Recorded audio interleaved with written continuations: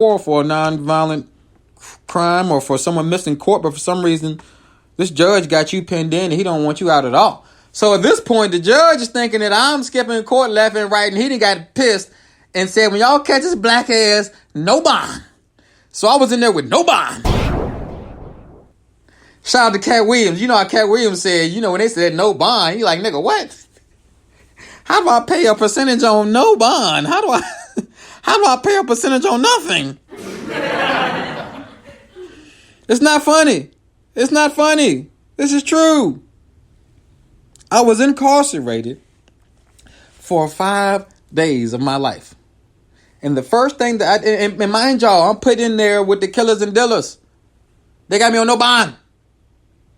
The guy that was my cellmate just got brought in by the freaking U.S. Marshals. All right? So that's how real that was. So, first thing I did, they said, who you call, man? You call your girl, you call your mama, your kids. Who you call? First person I called when I was in jail was my job.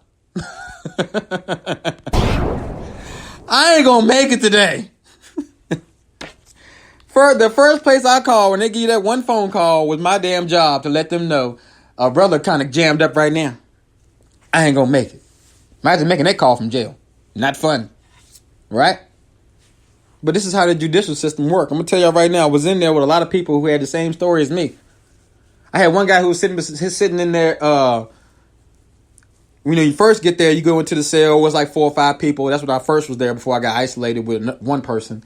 I had one guy in there tell me, man, I've been in here for 5 months, dog. I ain't supposed to be here. They keep telling me I got caught. But then they keep kicking the can down the road, bro. I'm not supposed to be here. I've been here 5 months. So I tell them my story, and I'm like, yo, well, I plan on getting out this week. And they looking at me like, nigga, you ain't getting out this week. Who you think you is? So long story short, or a long story less long.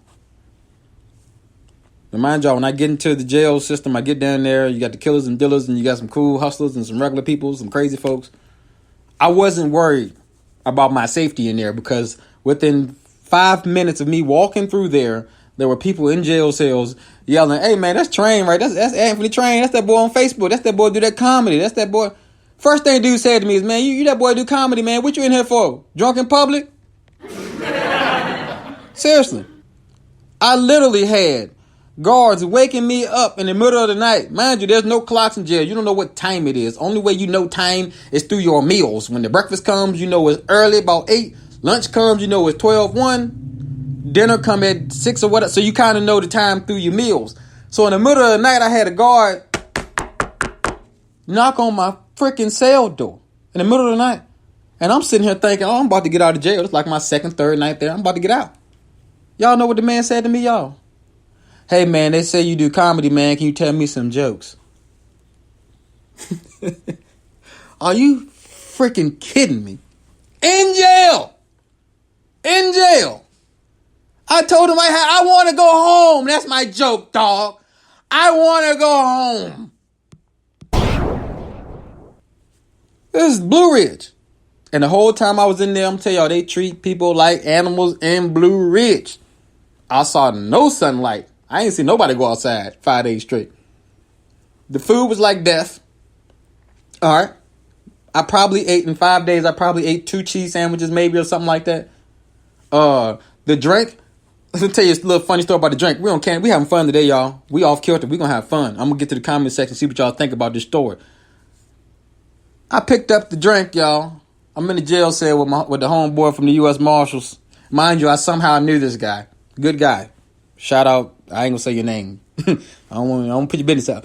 But anyway, I pick up the drink. I'm in jail. It's my first time being like in jail. I've been in like a holding cell before. It's my first time where I'm living in jail with the jumpsuit, right? Orange jumpsuit.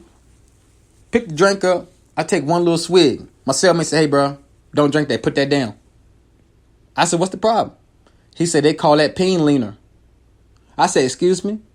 He said they call them drinks peen leaner. They put a chemical in those drinks so your privates doesn't get hard because they don't want people jacking off in jail.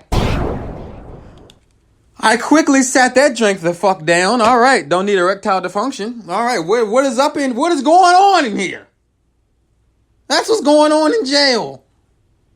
They're putting chemicals in the drinks to give you erectile dysfunction because they don't want you by yourself masturbating.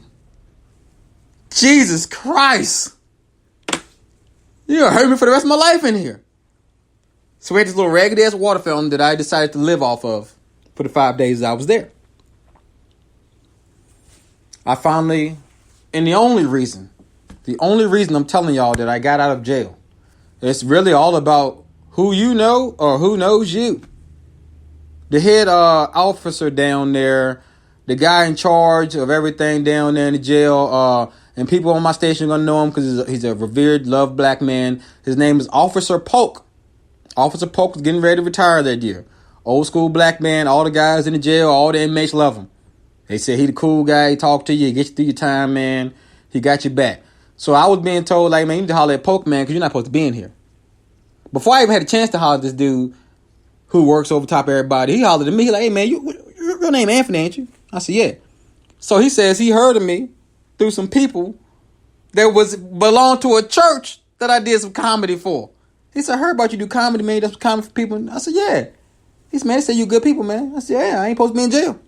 And I told him my story, and right then, right there, he got on the phone, called the clerk's office, got them to admit what they had going on, and then demanded that they put a judge in front of me by the end of the week. And hey, Lord behold, I somehow had a judge by that Friday. All of a sudden, out there blue. Out there blue, everybody wanted to do right then. And he says to me, son, I know you've been through a whole lot. He said, I've heard the story. He said, I've been working on getting the prosecutor of Virginia down here, of the state, for the situation because you had a no bond on you. And for me to get you out of jail, I need that prosecutor to sign on it. That's how heavy it was with my black ass, y'all. The judge alone couldn't send me home. And he said the prosecutor didn't want to come this week. He didn't feel like it. I told him we need to get this man out of jail. The prosecutor knew I was wrongfully in jail and was telling the judge he ain't feel like it. This is what they tell you in the Lynchburg court system. I'm listening to this. What do you mean he don't feel like it? What? But the judge said, but I insisted that he comes Friday, for your hearing to get you out of jail. This is real life. This is real life. So Darnell said they give you that peen leaner in the military too. Jesus Christ. Whew.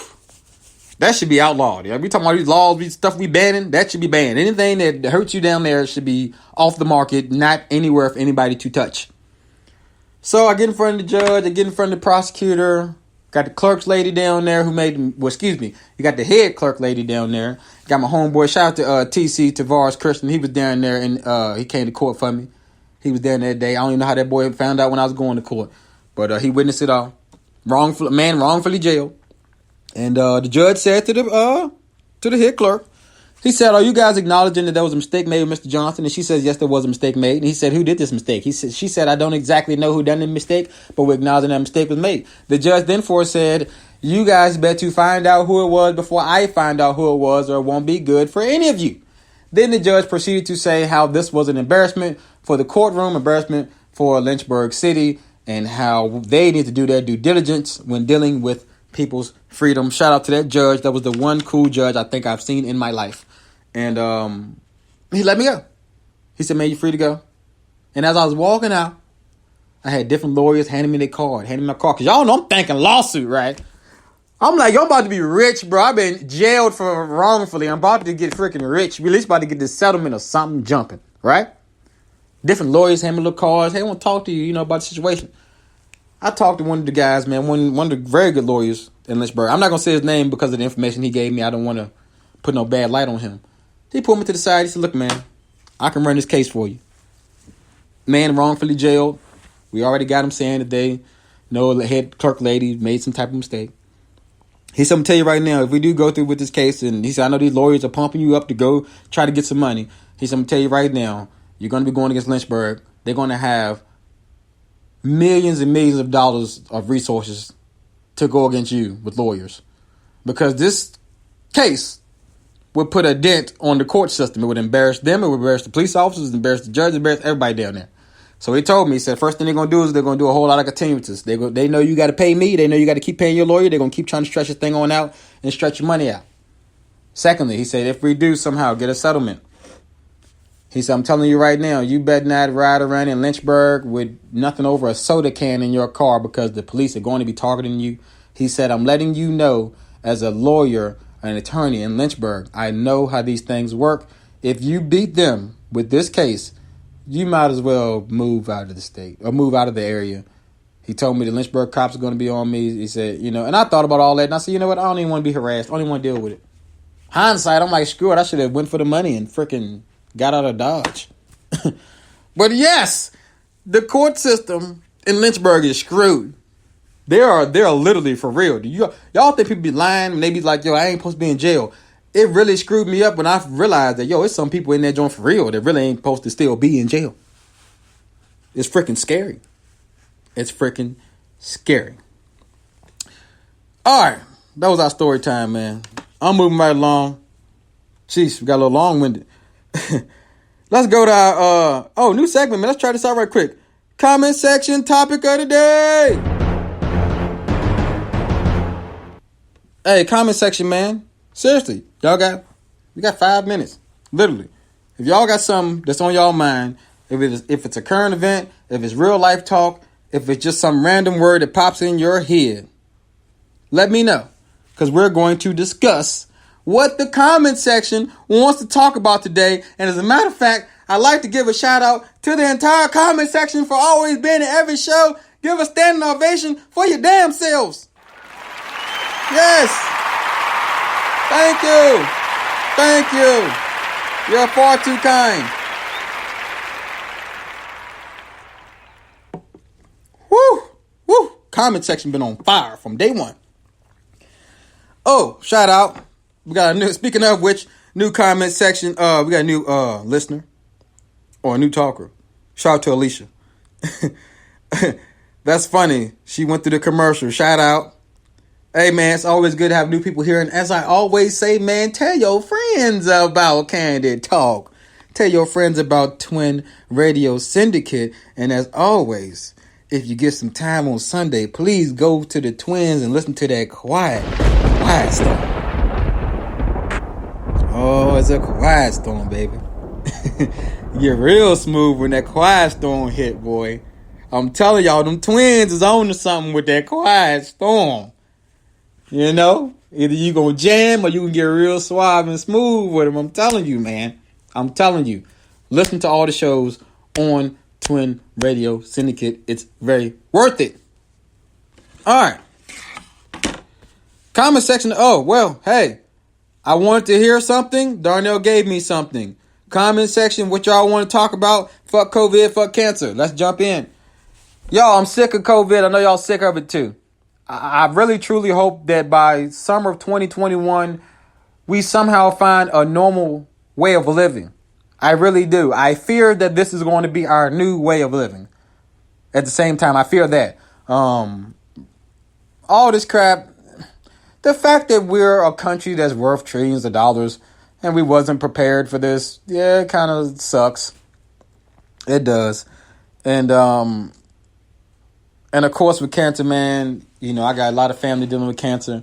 My aunt was diagnosed with bone marrow cancer not too long ago. Shout out Charlene. She fighting strong. She doing well. You know, all this stuff, man. It's like we put our resources and our money into different things. And it's just like, damn, where's the real advancement? Some people tell me there's huge advancements in cancer research, but I wonder, with billions of dollars of research every single year, how have we not found a real certifiable cure? You know, and how we haven't found a different treatment besides chemo, a treatment that basically almost kills you to help you. It's just a lot of things that we're way behind on as far as health, and it actually kind of lends me towards Dr. Sebi. A lot of y'all know him. A lot of y'all who don't, my young listeners in here, I got a lot of young whippersnappers that jumped in on my show. Look up Dr. Sebi. He was a man who had proved that he had the cure to cancer and AIDS and went to court for it and proved it again in court. And was not used as some type of hero or he wasn't used as a staple point for us to try to really get down to the bottom of these diseases. And now he's gone. He's died. He passed away. And, you know,